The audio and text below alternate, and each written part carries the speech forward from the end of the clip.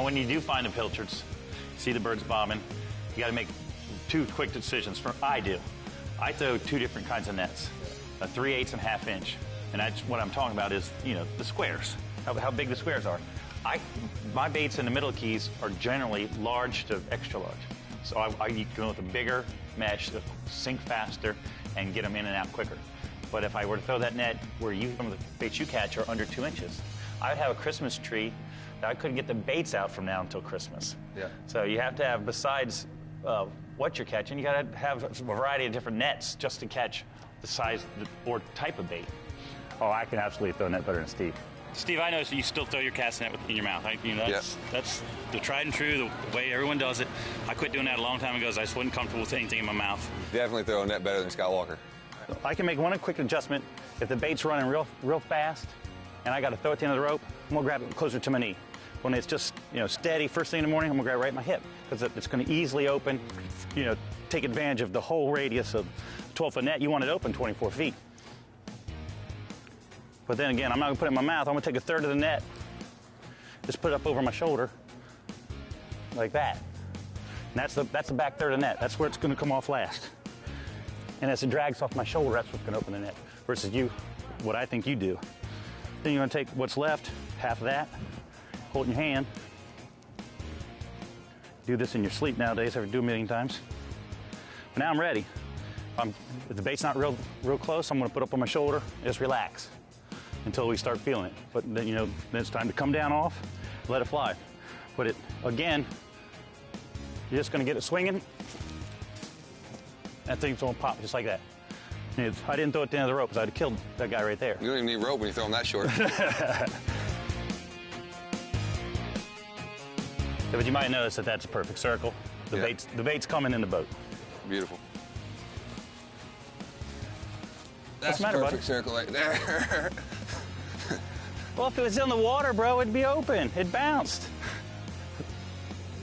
Now I'm going to have to grunt and throw it at the end of the rope to impress you, obviously.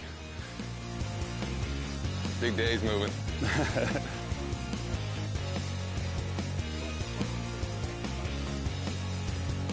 Hey, you can have the wet throw. All right, now I've choked way up on it because the bait's running hard, like you said. Right, shorten it up. Yeah, you're going to have to really get into it.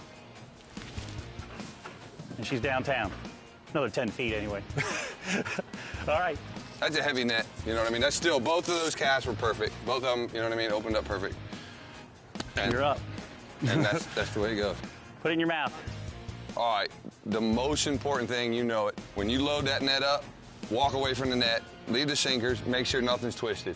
If that thing has a twist in it anywhere, you're not going to open the net. So that is number one. Number one is you look down it and you make sure that there's no twist in the net. I grab it once here. If I'm going to go distance, second time's going to be kind of low. Right down by the knee. Same thing you're doing. You put the whole thing in this hand.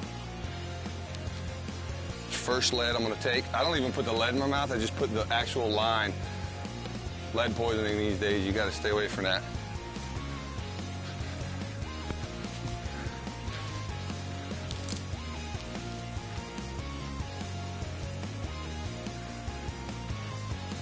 Now, depending on if I'm going to throw far, I'm going to take more lead, which is giving me more power, more weight to throw the distance.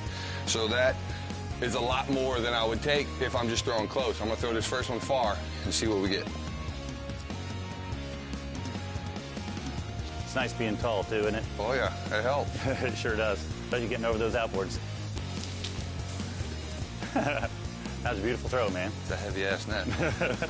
Yeah, you don't want to throw that one 10 times. No. But, again, that was me attempting to throw distance on that net.